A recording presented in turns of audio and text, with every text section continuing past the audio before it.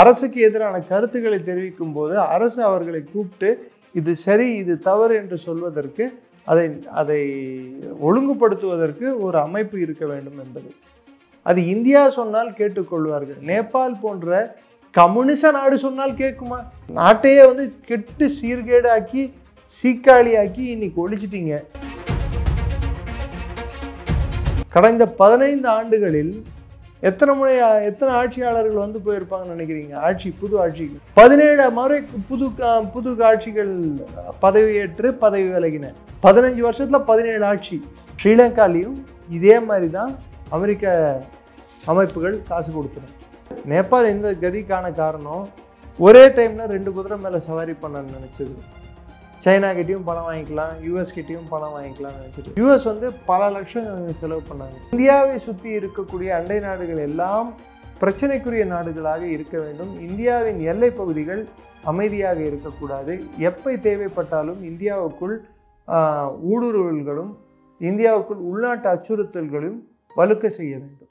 இல்லை, அதில் இந்தியாவை நோக்கமாக வச்சு தான் அமெரிக்கா அப்படி செயல்படுத்த. ஏன் சீனாவை டார்கெட் பண்ணாதா? இதில் கம்யூனிச சித்தாந்தம் நேபாளில் தோற்றுவிட்டது. திரும்ப மன்னராட்சியை நோக்கி நேபாள் செல்வதற்கு சில அறிகுறிகள் இருக்கின்றன. பசுபதிநாத் கோவிலை தாக்க வேண்டிய தேவை என்ன? யார் அதற்கு பின்புலமாக செயல்பட்டது? அதற்கும் அமெரிக்கா பின்புலமாக செயல்பட்டுள்ளது. இன்று இராணுவத்தின் கட்டுப்பாட்டில் நேபாள் உள்ளது. தளபதியானவர் அவர் பேசும்போது அவர் பின்னால் இருந்த படம் அரசரின் படம்.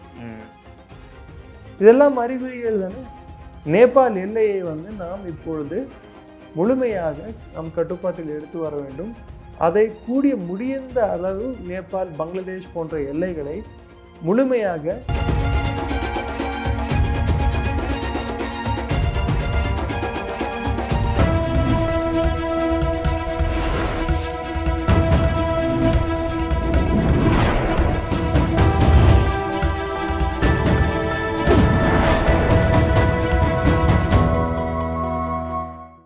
சேனல் 5 தமிழ் நேயர்களுக்கு வணக்கம். இந்த நேர்காணலில் நம்மோடு இணைந்திருப்பவர் டிஃபென்ஸ் அனாலிஸ்ட் திரு நிரஞ்சன் அவர்கள். வாருங்கள், அவரோடு பேசுவோம். சார் வணக்கம். ஜெயின் வணக்கம். சார், நேபாளத்தில் நடக்கும் போராட்டத்தை பார்த்துட்டு இருப்பீங்க. இந்த ஜென்சி போராட்டக்காரர்கள், அதாவது சமூக ஊடகங்கள் தடை, ஒரு பக்கம் ஆட்சி சரியில்லை. ஜென்சி இல்லை, சிஏஏவின் கைக்கூலிகள். சிஏஏவின் கைக்கூலிகளாக மாறிட்டாங்களா இப்போ? ஆனால் சொல்கிற வார்த்தைகள் இந்த வார்த்தையாக தானே இருக்குது. புதுசாக வார்த்தையை அது மாதிரி இந்த இந்தியாவில் யாராவது ஜென்சி, ஜென் எக்ஸ், ஜென் ஃபேஃப், ஜிப் ஜி ஜிபி ஜிக் ஜக் ஜி அப்படின்னு ஏதாவது போட்டுப்பாங்களா? இந்த மாதிரி இந்த ஒரு அடையாளமே ஒரு சூடோநேம் தான் இது. இந்த சூடோநேம் கிரியேட் பண்ணுறதுக்கு இதுக்கு பின்புலம் இருக்கணும். இதுக்கு பல நாள் இந்த ஜென் ஜி அப்படின்றத கிரியேட் பண்ணுறதுக்கு பல நாள் கிரியேட் பண்ணியிருந்தா தானே இது வந்திருக்கும். ஒரு நாள் 2 நாள் வந்துடும். நியூஸ் 5 அப்படின்னு போட்ட உடனே என்ன ஒரு நாள்லயே வந்துடும்? இதுக்கு பல நாள் நீங்க இது பண்ணாதானே. ஸோ இதுக்கு பேக்ரவுண்ட் இருக்கு. அப்போ இது எதேர்ச்சியாக ஆட்சி சரியில்லை, சமூக ஊடகத்திற்கு அதற்காக நடக்கிற போராட்டம் இல்லையா அது? அதாவது ஒரு கலவரத்துக்கு இப்பே அதாவது அந்நாளில் நடந்த காரணங்கள் பல நாளா நடந்துட்டு இருக்கிற காரணங்கள், இதை எல்லாம் சேர்த்து தான் கலவரம் திடீர்னு வெடிக்கும். அன்னைக்கு நடந்த விஷயங்கள் அமெரிக்காவின் பெரிய செல்வந்தர்களின் கட்டுப்பாட்டில் உள்ள சோசியல் மீடியாக்களை முடக்கியது ஓலி அரசு.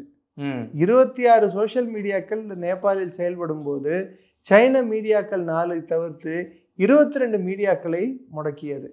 அதற்கு காரணம் என்னவென்றால், அவர்கள் அங்கே சர்வரை வைக்க வேண்டும், அங்கே ஆட்களை போட வேண்டும், அங்கே ஒரு பிரதிநிதி இருக்க வேண்டும் என்பது. அரசுக்கு எதிரான கருத்துக்களை தெரிவிக்கும் போது அரசு அவர்களை கூப்பிட்டு இது சரி இது தவறு என்று சொல்வதற்கு அதை ஒழுங்குபடுத்துவதற்கு ஒரு அமைப்பு இருக்க வேண்டும் என்பது. அது இந்தியா சொன்னால் கேட்டுக்கொள்வார்கள். நேபாள் போன்ற கம்யூனிச நாடு சொன்னால் கேட்குமா? நீ ஏன் மற்றவனோட பேச்சை கேட்க மாட்ட? நீ ஏன் மற்றவனோட கருத்து சுதந்திரத்தை பறிக்கிற டைப்பு? நாட்டையே கெட்டு சீர்கேடாக்கி சீக்காளியாக்கி இன்னைக்கு ஒழிச்சிட்டீங்க நேபாள. கடந்த 15 ஆண்டுகளில் எத்தனை ஆட்சியாளர்கள் போயிருப்பாங்கன்னு நினைக்கிறீங்க?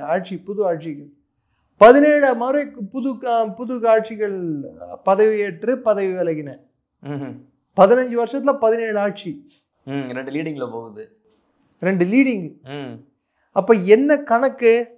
அப்போ நிலையற்ற ஆட்சிகள் இருக்கும்போது மக்களிடையே எந்த அரசியல் கட்சிக்கும் செல்வாக்கு இருக்காது. உதாரணத்துக்கு இந்தியா எடுத்துக்கோங்க. இந்தியாவில் கடந்த 25 ஆண்டுகளில் எத்தனை பிரதமர்களை இந்தியா பார்த்துள்ளது? அது கரெக்டா தப்பு அப்புறம் அப்பாற்பட்ட பிரச்சனை. எத்தனை பிரதமர்களை பார்த்துள்ளது? 1 2 தான். 3. திரு வாஜ்பாய் அவர்கள் 2000 இருந்து 2004 வரைக்கும். ஆமா. அதுக்கப்புறம் திரு மன்மோகன் சிங் அவர்கள், அதுக்கப்புறம் மோடி அவர்கள். 25 வருஷமா 3 பிரதமரை பார்த்துருக்கு. பாகிஸ்தான் யூசப் ரசா கிலானி, அதுக்கப்புறம் யூசப் ரசா கிலானியை கழட்டி விடுத்து ராஜான்னு ஒருத்தர் வந்தாரு, அவரை கழட்டி விட்டு இம்ரான் கானை கழட்டி விட்டு நவாஸ் ஷெரீப் வந்தாரு. நவாஸ் ஷெரீஃபை கழட்டி விட்டு திரும்பி இம்ரான் கான் எடுத்துட்டு வந்தாங்க. இம்ரான் கானை கழட்டி விட்டு திரும்பி ஷபாஸ் ஷெரீப் எடுத்துட்டு வந்தாங்க. இந்த இங்கி பிங்கி பாங்கி எத்தனை நாளா நடந்துட்டு இருக்கு பாருங்க. ரிவால்விங் சேர். பாட்டு போட்ட உடனே அங்க ஆர்மி பாட்டு போட்டு விடும், டைங் அப்படின்னு அமுத்த உடனே பாட்டு வரும், அவங்களோட தேசிய கீதம், சித்தாரே சாந்து பாகிஸ்தான் அப்படின்ட்டு ஓடுவானுங்க எல்லாரும். பாஸ் பண்ணும்போது திரும்ப உட்கார்றதா யாரும் டக்குன்னு உட்காரணும் சேர்ல. ஒவ்வொரு சேரா கம்மியாயிட்டே. இந்த மியூசிக்கல் சேர் வந்து ஆடிட்டு இருக்கிறதுல இந்த பாட்டு ஆன் பண்றது ஆஃப் பண்றது யாரா? ஆசிம் முனீர், அதுக்கு முன்னாடி பாஜ்வா, அதுக்கு முன்னாடி பர்வீஸ் அஷ்ரஃப் கியானி, அதுக்கு முன்னாடி ரஹீல் ஷெரீஃப் முன்னாடி கியானிக்கு முன்னாடி பர்வீஸ் முஷரஃப். இவங்க எல்லாம் இந்த விளையாட்டை விளையாட்டு இருந்தாங்க. Musical chair. அதுக்கு ஆம்பிளிஃபையர் ஸ்பீக்கர் வச்சு சேர் வந்து நீ அவுட்டு, நீ இதுன்னு சொல்லி ரெஃப்ரி மாதிரி இருக்கிறது யாருன்னா ISI. ஸோ அது எப்படி ஜனநாயகம் ஆகும்? ஜனநாயகத்தை கைட் பண்றாங்க ஆர்மி. இல்லை, நீங்க அங்க இருக்கக்கூடிய அந்த போராட்டக்காரர்களே செஞ்சுன்றது இல்லை, சிஐயோட கைக்கூலின்னு சொல்றீங்க. எதன் அடிப்படையில் எப்படி சொல்றீங்க அதை? அந்த போராட்டத்தோட தலைவர் யார்? சுடான் குருங். ஆமா. சுடான் குருங்கோட அமைப்பு பேர் என்ன? ஹமி நேபாள்.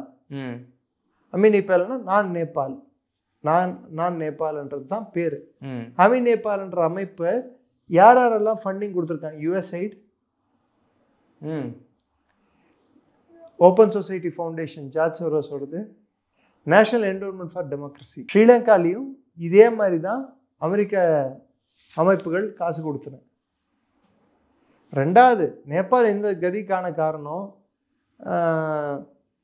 ஒரே டைம்ல 2 குதிரை மேல சவாரி பண்ண நினைச்சது. சைனா கிட்டையும் பணம் வாங்கிக்கலாம், US கிட்டையும் பணம் வாங்கிக்கலாம்னு நினைச்சிட்டு வாங்கினாங்க. US வந்து பல லட்சம் செலவு பண்ணாங்க. இப்போ காட்மாண்டோட மேயர் யாரு? US-இன் கைக்கூலி பாலேந்திர ஷா. ஆமா, US-இன் கைக்கூலி.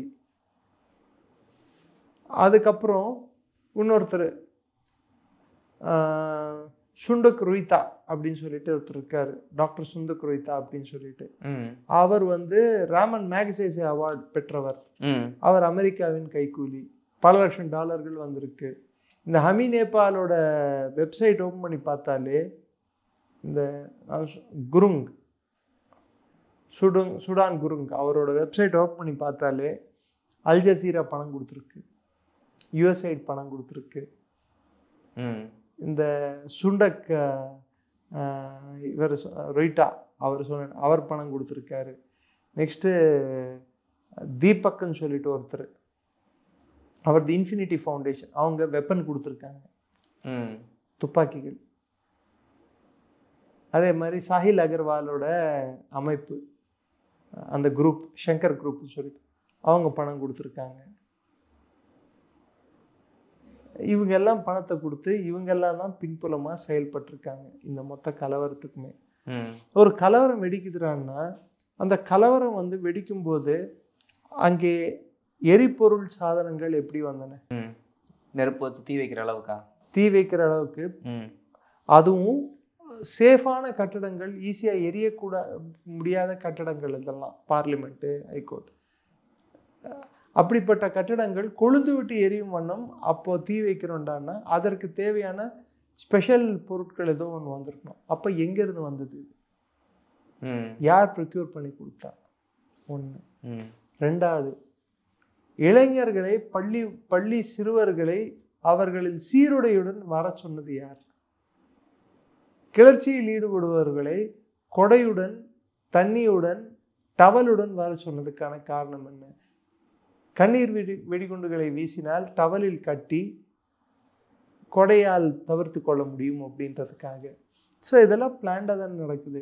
போலீஸ் வந்து எங்கே கூடுவார்கள், அவர்கள் கூடினால் இவர்கள் என்ன மாதிரி பண்ணணும்? போலீஸ் வந்து அவங்க ரயாட் போலீஸ் வந்து பேண்டேஜ் சார்ஜ் பண்ணிட்டு மூவ் ஆகிட்டே வந்தாங்கன்னா இவங்க கூடையோட ஒன்று சேர்ந்துட்டு, கொடைய தற்காப்புக்கு ஒன்று சேர்ந்துட்டு ஒரு ரவுண்டாக நின்னாங்கடான்னா அப்போ போலீஸை வந்து இவங்க தவிர்க்க முடியும். போலீஸோட கண்ணீர் குண்டுகள் இவங்க மேலே போட்டால் கூட குடம் மேலே விழுந்து திருப்பி அடிக்க முடியும். So planning. ஆட்டோமேட்டிக் ரைஃபிள்ஸ் எங்கேருந்து வந்து? ஸோ இது யூஎஸ்ஆல் செய்யப்பட்ட ஒரு ஆட்சி மாற்றம். இல்லை, என்ன காரணம் நீங்கள் நினைக்கிறீங்க? சைனாவோடு மிகவும் நட்பு பாராட்டும் ஓலியை ஒழிக்க வேண்டும் என்பது ஒரு காரணம். ரெண்டாவது, இந்தியாவை சுற்றி இருக்கக்கூடிய அண்டை நாடுகள் எல்லாம் பிரச்சனைக்குரிய நாடுகளாக இருக்க வேண்டும். இந்தியாவின் எல்லை பகுதிகள் அமைதியாக இருக்கக்கூடாது. எப்போ தேவைப்பட்டாலும் இந்தியாவுக்குள் ஊடுருவல்களும் இந்தியாவுக்குள் உள்நாட்டு அச்சுறுத்தல்களும் வலுக்க செய்ய வேண்டும். அமெரிக்காவின் எண்ணமா? அமெரிக்காவின் எண்ணம். இப்போ பாகிஸ்தான் ஐஎஸ்ஐ வந்து நேபாளில் வந்து அவங்களுக்கு ஃப்ரீ ரன் கிடைக்கும் இது மாதிரி சூழ்நிலை.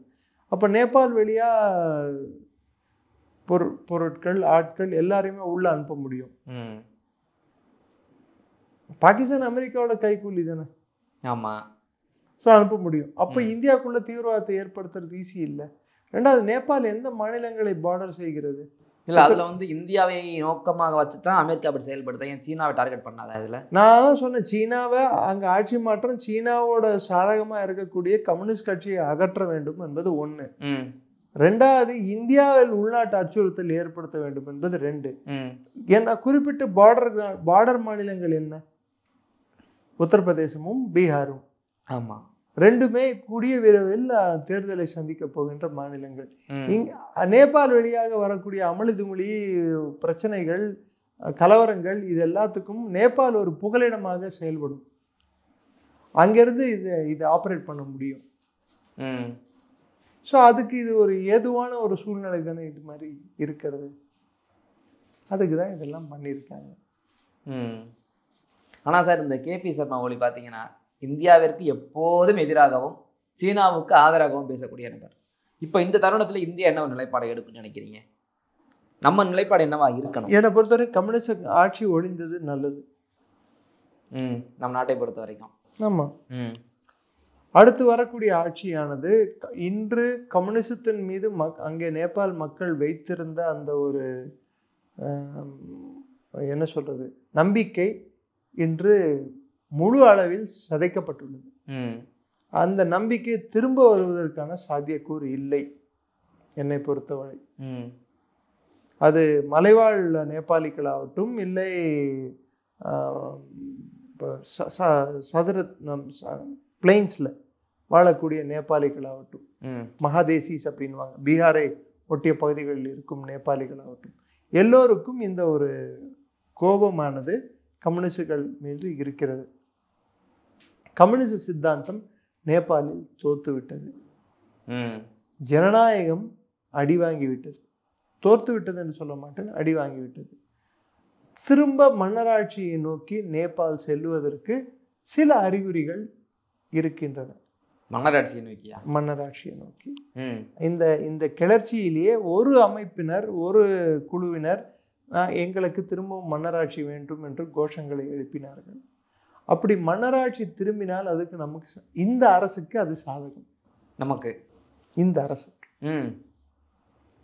ஏனென்றால் மன்னராட்சி இருக்கும் வரை நேபாள் முழுமையான இந்து நாடு,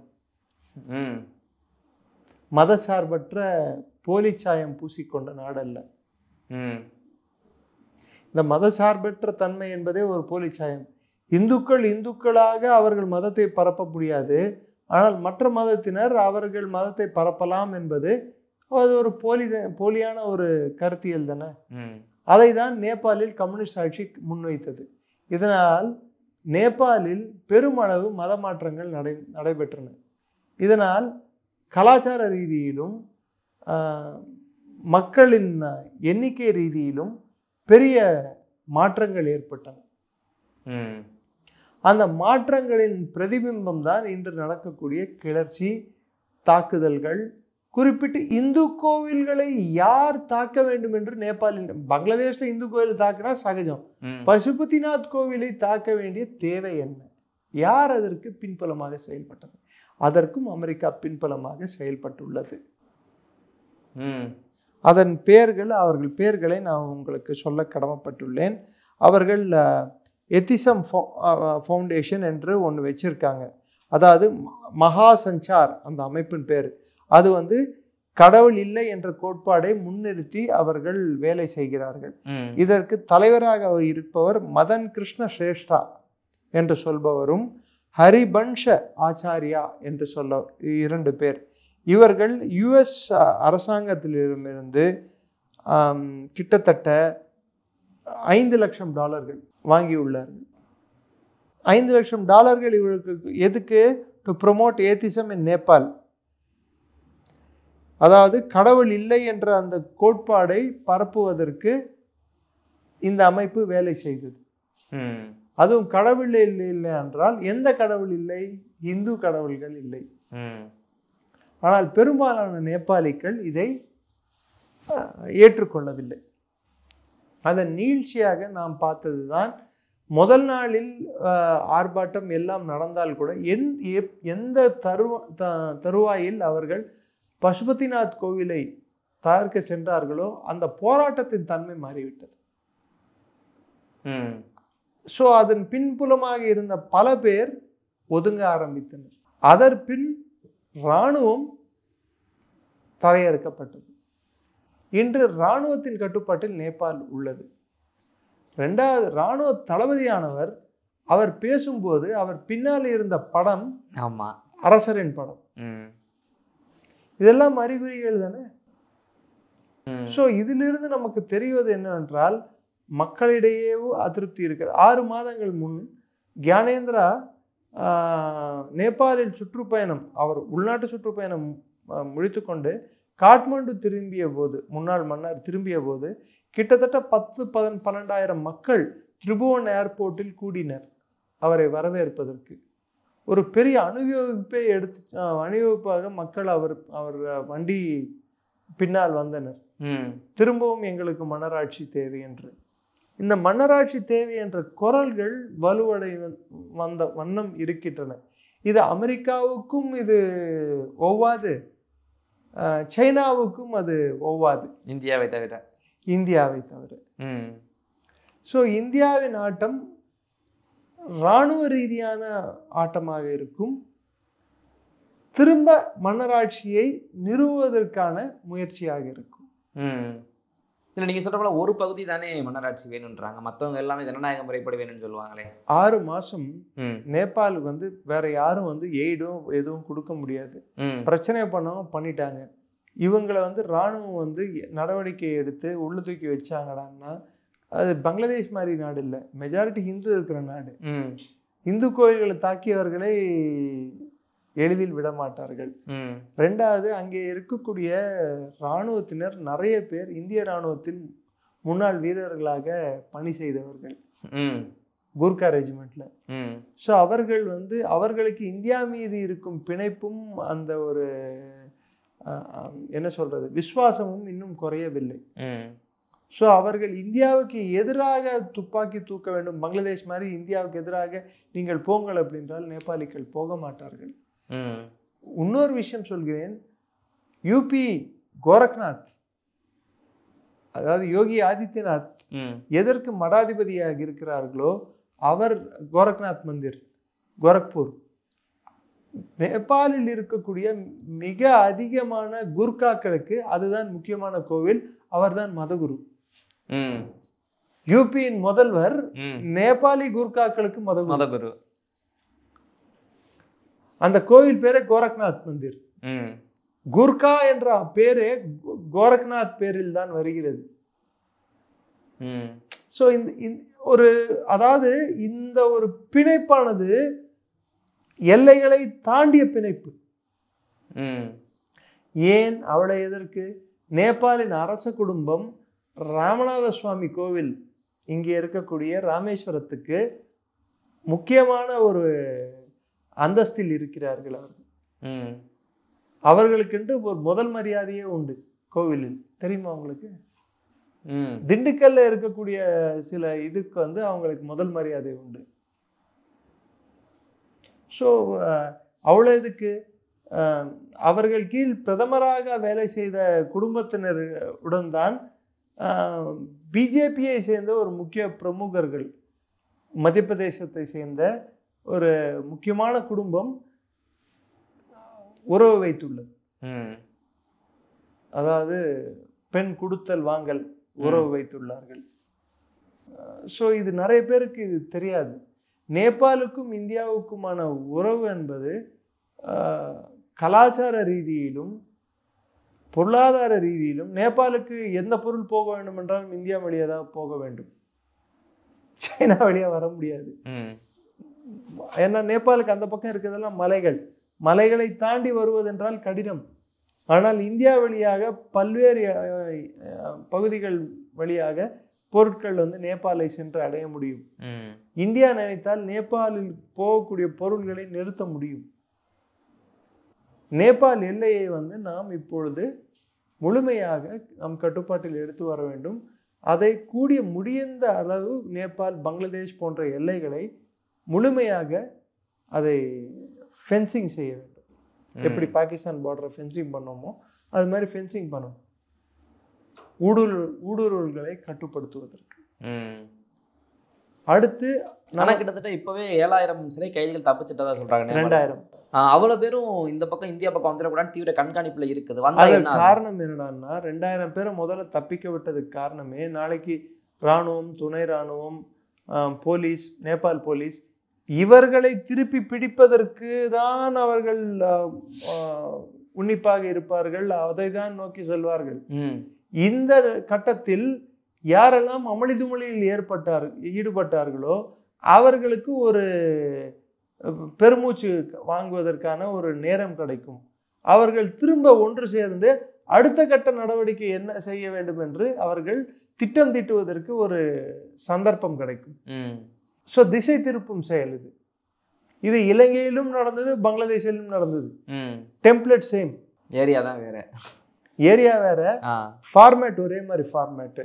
ஸோ இந்த எல்லாமே வந்து இது அமெரிக்காவோட உலக ஸ்தாபனம் சிஏஏ அவர்களின் புக்கு, அதாவது ஒரு அரசை எப்படி அகற்ற வேண்டும் என்று அவர்களின் செயல்பாடு வழிமுறையை தான் கடைபிடித்துள்ளனர். கோவிட் வழிமுறை மாதிரி இது ஒரு வழிமுறை. நம்ம ஆல்ரெடி சொன்ன 198 வழிமுறைகள்ல இது ஒரு வழிமுறை. இந்த சோஷியல் மீடியா ஒரு காரணமாக காட்டி, வேலையில்லா திண்டாட்டத்தை காரணமாக காட்டி, அங்கே வரி என்பது 2 விதத்தில் தான் விதிக்கிறார்கள். ஒன்று அந்த உள்நாட்டு வரி, 2வது இங்கிருந்து இந்தியாவில் வேலை செய்து மற்ற நாடுகளில் வேலை செய்து நேபாளிகள் பணம் அனுப்புவது. நேபாளிகள் மிக, அதாவது அடிப்படையில் மிக நல்ல குணம் கொண்டவர்கள், விசுவாசமானவர்கள். இங்கே நம்ம ஊரில் இருக்க குர்காங்களை கூட பாருங்க, நம்ம காசு கொடுக்குறோமோ இல்லையோ அந்த அவங்க பண்ணுற வேலையை விசுவாசமாக பண்ணணும்னு நினைப்பாங்க. அவன் ஏரியாவில் வந்து திருட நுழைஞ்சிட்டான்னா அவன் தான் முதல்ல கத்தி உருவான், பயப்பட மாட்டான். அந்த தைரியமும் விசுவாசமும் தன்னம்பிக்கையும் கொண்ட மக்கள் நேபாளிகள். அவர்களை இந்த கம்யூனிஸ்டுகள் கிட்டத்தட்ட செயலற்றவர்களாகவும் அவர்களுக்கு தேவையானதை வழங்கும் விதத்திலும் ஆட்சி செய்யவில்லை.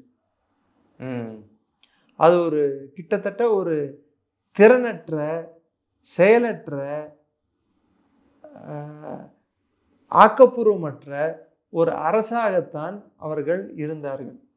இந்த ஓலிக்கு துணையாக இருந்த கட்சியின் பேர் நேபாளி காங்கிரஸ். கட்சி பேரிலேயே ஏதோ கோளாறு இருப்பது என்று நினைக்கிறேன். கம்யூனிசமே கோளாறான ஒரு கொள்கை. அது நேபாள் ஆகட்டும், அல்லது அது இருக்கும் கியூபா ஆகட்டும், ஏன் சைனாவாகட்டும், எங்கெல்லாம் கம்யூனிசம் இருந்ததோ, கம்யூனிசம் பிறந்த நாட்டிலேயே கம்யூனிசம் ஒழிக்கப்பட்டது. ஆனால் அதில் ஒன்றே ஒன்று முக்கியமானது சார், நீங்கள் நான் இராணுவ கட்டுப்பாட்டில் வந்தாலும் அந்த கிளர்ச்சியாளர்கள் உங்களுடைய நடவடிக்கை தான் ரொம்ப அதிகமாக இருக்குது, அவங்களுடைய தாக்கம் தான் ரொம்ப ஹெவியாக இருக்குது. அவங்க ராணுவம்லாம் ரொம்ப பின்னோக்கி போகிற மாதிரி இல்லை இல்லை இல்லை. அப்படி ஃபர்ஸ்ட் நாள் இருந்தது. ஃபர்ஸ்ட் நாள் போலீஸ் தான் இருந்தது. செகண்ட் நாள் வந்து ஆர்மி வந்துருச்சு. மக்கள் செல்வாக்கை அவர்கள் கிளர்ச்சியாளர்கள் இழந்து கொண்டு இருக்கிறார்கள். பாராளுமன்றத்தை எரிக்கிறதுன்னா என்ன சரியா? அவங்களோட சொத்தை அவங்க எரிச்சுக்கிறதுல என்ன சார் வரப்போகுது? நீதித்துறையின் தலைமை பீடமான சுப்ரீம் கோர்ட்டை எரிப்பது என்பது என்ன சார்? இந்தியாவில் வந்து நம்ம அந்த ஒரு 2012 நினைக்கிறேன், 11 இந்தியா அகேன்ஸ்ட் கரப்ஷன் நடந்தது. 12 அந்த ஒரு மாணவி, ஒரு MBBS மாணவியை பஸ்ல ரேப் பண்ணி நிர்பயா அந்த இது நடந்தப்போ அப்பயும் மக்கள் நிறைய பேர் வந்து பெரிய டெல்லியில ஒரு அதிருப்தி ஏற்பட்டது. அப்போ கூட யாரும் பார்லிமெண்ட்டை போய் அறிக்கலையே, சுப்ரீம் கோர்ட்டை யாரும் குறை சொல்லலையே, சுப்ரீம் கோர்ட்டை மேலே யாரும் தாக்குதல் பண்ணலையே. அது எதற்கு நிதர்சனம்னா, இங்கே வந்து அரசர்கள் மேல் அதிருப்தி இருந்தால், அரசின் மேல் அதிருப்தி இருந்தாலோ, அரசாட்சியை நிர்வகிக்கும் நபர்கள் மேல் அதிருப்தி இருந்தாலோ, அவர்களை எப்படி அகற்ற வேண்டுமோ ஜனநாயக ரீதியில் அகற்ற முடியும் என்பதில் நம்பிக்கை கொண்டவர்கள் நம் மக்கள். ஆனால் எந்திராங்கங்கள் மீதும் சிஸ்டம், நம்ம சொல்லுவோம் பார்த்தீங்களா, சிஸ்டம், அந்த சிஸ்டம்ல இருக்கக்கூடிய குறைபாடுகளை வந்து அதுக்கு என்ன சொல்யூஷன் சொல்லி தேடுவாங்களே தவிர்த்து சிஸ்டமே வேணாம், சிஸ்டத்தை சீர்குலைச்சிட மாட்டாங்க. இது எப்படி இருக்குன்னா, வண்டி டயர் வந்து ஒன்று பஞ்சரு, வண்டியை கொளுத்திட்ட யாருக்கு லாஸு? இதுதான் நேபாளில் நடந்திருக்கு. இதுதான் இலங்கையிலையும் இதுதான் நடந்தது. இது இன்னொரு காரணம், லோன் கிடைக்குதுன்னு சொல்லிட்டு சைனா கிட்ட இஷ்டத்துக்கு லோன் வாங்கிக்க வேண்டியது. அதை அந்த வந்த ப்ராஜெக்டுங்களை குடும்பத்தில் அந்தந்த அவங்கவுங்க அரசியல் கட்சி தலைவர்கள் குடும்பமே அதை யூஸ் பண்ணிக்க வேண்டியது. அவங்க நல்ல கோடிக்கணக்கில் சம்பாதிச்சிக்க வேண்டியது. அது ராஜபக்சே குடும்பம் ஆகட்டும், அல்லது ஓலி ஆகட்டும், இல்லை பிரச்சண்டா ஆகட்டும், இவர்கள் எல்லாம் வந்து கம்யூனிஸ்ட் கட்சியால் பலன் பெற்றவர்கள், சைனாவால் பலன் பெற்றவர்கள். அவங்களோட சம்பாதியத்தின் மீது அவர்களுக்கு குறியாக இருந்தால் தவிர்த்து அந்த நாட்டின் வளர்ச்சி மீது அவர்களுக்கு துளி அளவும் ஒரு நல்லெண்ணம் இல்லை. அதன் நீழ்ச்சி தான் மக்களுக்கு அவர்கள் மீது வந்த ஆட்சியாளர்கள் மீது வந்த கோபம். எந்த ஆட்சியாளரும் மக்கள் சொல்லும் பேச்சை கேட்கும் தன்மையுடையவர்களாக இருந்தால் மட்டும்தான் அவர்கள் ஆட்சியில் தொடர முடியும். அது ஒரு கட்சி இல்லை என்றாலும் இன்னொரு கட்சியாவது அதை கடைபிடிக்க வேண்டும். எல்லா கட்சிகளும் ஒரே மாதிரி செயல்பட ஆரம்பித்தால் அவர்கள் ஜனநாயகத்தின் மீது நம்பிக்கை இழக்க நேரிடும். இதுதான் பங்களாதேஷ் நமக்கு காட்டிய பாடம், இலங்கை நமக்கு காட்டிய பாடம், நேபாள் காட்டிய பாடம். ஆனால் பங்களாதேஷ் நாம் சொல்லும் பேச்சை கேட்காதனால் 6% வளர்ச்சியிலிருந்து இன்று 3% வளர்ச்சிக்கு பொருளாதார மெத்தப்படித்த நோபல் பிரைஸ் வாங்கிய பொருளாதார நிபுணரால் இன்று 3% வளர்ச்சியை நோக்கி இன்னும் சரிவை நோக்கி போய்கொண்டிருக்கிறது. அதே இலங்கை நம்மிடம் அவர்களின் செயல்களை, அவர்கள் செய்த தவறுகளை அவர்கள் திருத்தி கொண்டு இந்தியாவை அணுகிய போது இந்தியா அவர்களுக்கு உதவிக்கரம் நீட்டி ஒரு அண்டை நாடாகவும், ஒரு உற்ற நண்பனாகவும், ஒரு சகோதரனாகவும் நாம் எது செய்ய வேண்டுமோ அந்த கடமையை நாம் செய்ய நேரிட்டோம் இலங்கையுடன். அங்கே பாகுபாடு பார்க்கவில்லை, சின்னலர்கள் வேறு, தமிழர்கள் வேறு என்று. இன்னும் சொல்ல போனால் தமிழர்களின் ஜீவாதார உரிமையை நாம் நிலைநாட்டும் வண்ணம் சில முயற்சிகளை இந்த அரசு எடுத்தது, மோடி அரசு. இப்பொழுது நான் சொல்ற வார்த்தைக்கு உங்க சேனல்ல கீழே கருத்து தெரிவிப்பதற்கு கனடா வாழ் தமிழர்கள், பிரிட்டன் வாழ் தமிழர்கள் பேசுவார்கள். அவர்கள் பேசுவதை நான் பெரிதாக எடுப்பதில்லை. போன வாட்டி கமெண்ட்லேயே எழுதியிருந்தான், மோடியால் தான் 2009 அதிகபட்சம் தமிழர்கள் கொல்லப்பட்டனர். 2009 மோடி பிரதமரும் அல்ல, பிஜேபி ஆட்சியிலும் இல்லை, இருந்தது காங்கிரஸ். இந்த ஒரு அடிப்படை புரிதல் கூட இல்லாத அதிமேதாவிகளுக்கு நாம் ஒவ்வொரு வாட்டியும் நாம் எக்ஸ்பிளனேஷன் கொடுக்க வேண்டிய, அதாவது நான் என்னோட பதிலை சொல்ல வேண்டிய தேவையும் நேரமும் எனக்கு இல்லை. இதுதான் நான் உங்களுக்கு தெரிவிக்க விரும்புகிறேன். ஸோ ஆனாலும் இது மாதிரியான பிரச்சனைகள் இலங்கையில் நடந்தாலும் சரி, நேபாளத்தில் நடந்தாலும் சரி, அவர்கள் நமக்கு அண்டை நாடுகள் மட்டுமல்ல, கலாச்சார ரீதியிலும் அங்கே இருக்கும் சொந்தங்கள் நமக்கு இருக்கிறார்கள். இந்து சொந்தங்கள், இலங்கையிலும் இந்து சொந்தங்கள் இருக்கிறார்கள். அவர்கள் கிறிஸ்தவர்களாகட்டும் இல்லை அல்லது இந்துக்களாகட்டும், அவர்கள் தமிழ் பேசுகிறார்கள் என்றால் அவர் இந்தியாவோடு அந்த பிணைப்பு என்பது இருப்பது. அதில் மலைவாழ் தமிழர்கள், இந்திய மலைவாழ் தமிழர்கள் தனியாக இருக்கிறார்கள், ஈழத்தமிழர்கள் தனியாக இருக்கிறார்கள். தமிழ் தான். அதன் அடிப்படையில் அவர்களை காக்க வேண்டியது நம் தார்மீக உரிமை. அதே போல்தான் நேபாளில் இருக்கும் இந்துக்கள், இந்த துணைக்கண்டத்தில் இந்துக்கள் இந்தியாவை தவிர்த்து அதிகம் வசிக்கக்கூடிய நாடு நேபாள். அதை காப்பாற்ற வேண்டியது நமது கடமை. அதை இப்பொழுது இருக்கும் இந்த பொருளாதார பிரச்சனையும் இந்த உள்நாட்டு கலவரத்தில் இருந்தும் அதை எப்படி வெளியே கொண்டு வருவது என்பது நாம் தான் அதற்கு சில ஏற்பாடுகள் செய்ய வேண்டும். அந்த தொடர்ச்சியாக அந்த நாட்டின் இராணுவத்துக்கு நாம் எப்படி துணை புரிய முடியுமோ அப்படி துணை புரிய வேண்டும். பொருளாதார ரீதியிலும் அதற்கு உற்ற துணையாகவும் தேவையான பொருளாதார உதவியும் செய்யக்கூடிய நிலைமையில் நாம் இருக்கிறோம். இன்று நம்மிடம் பணம் இருக்கிறது, செல்வாக்கு இருக்கிறது. நம் துணை கண்டத்தையே நாம் காக்க முடியவில்லை என்றால் அது நமக்கு பெரிய ஒரு அச்சுறுத்தலாக நாளை மாறக்கூடும். ஓகே சார், எங்களுடைய பல்வேறு கேள்விகளுக்கு நேரத்தை ஒதுக்கி பதில் தம்பிக்கிறோம். நன்றி சார், தொடர்ந்து பேசுவோம். நன்றி, ஜெயின்.